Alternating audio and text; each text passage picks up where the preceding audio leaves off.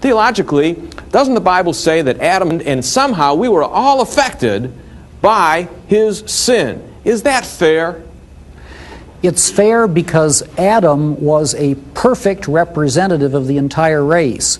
He wasn't just the first man in a chronological sequence.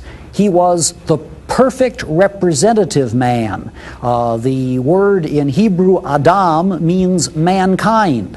And so, according to the Bible, the act that he engaged in is the same act you or I would have engaged in had we been there. You might think of it this way in modern parlance. Adam was the perfect statistical sampling of the entire human race. And that's the basis of that line in the old McGuffey Reader, "In Adam's fall, we fell all." We were actually participants in that event. You say, well, I don't feel like I was. No, that's right. But it's not a question of feeling. It's a question of what God in Jesus Christ says was the situation. And he stamped with approval the Old Testament in which that exact picture is presented. Go to the next part. If a person says, you know, I can see that, but much of the evil in the world I don't understand. I don't understand this thing of natural disasters such as earthquakes, floods, hurricanes, volcanoes. And innocent people seem to be caught up in these events. What is the relationship? And where is a God who's supposed to be all loving and just and fair? I mean, were these people so bad that this happened to them? What about this thing of the tremendous amount of evil that comes over people? Why certain people and not others? Yeah, that expresses a profound truth about evil, namely that it's irrational. According to the Bible, evil arises, as we've already said, as a result of the creature messing up his relationship with God, getting a perverse disorder out of what was a perfect relationship. Now, when that kind of hideous, wrong decision is made, you're going to expect hideous consequences. You've brought irrationality in instead of rationality. You've brought disorder instead of order.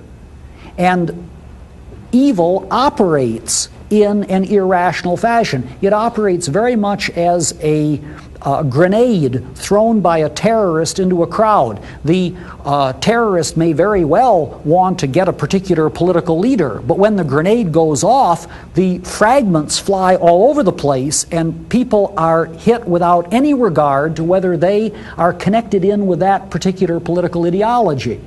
When the first creature violated his relationship with God, that was the effect of the throwing of the monkey wrench in the works. And when our first parents, perfectly representative of us, did this, that was the result.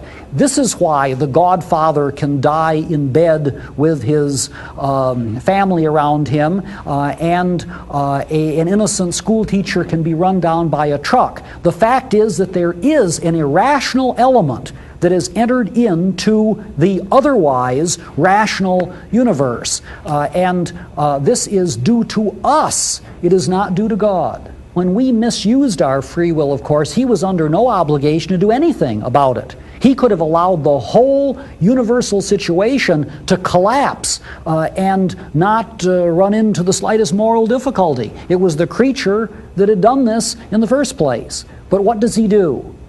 He reveals himself in prophets and in apostles. And more important, infinitely than that, he comes to earth in the person of his Son in order to deal with that very mess that we had created. He dies on the cross, taking a punishment that he did not deserve, so that we would be released from the effects of this kind of thing in eternity. He goes infinitely beyond anything that his critics have ever thought of doing in regard to evil.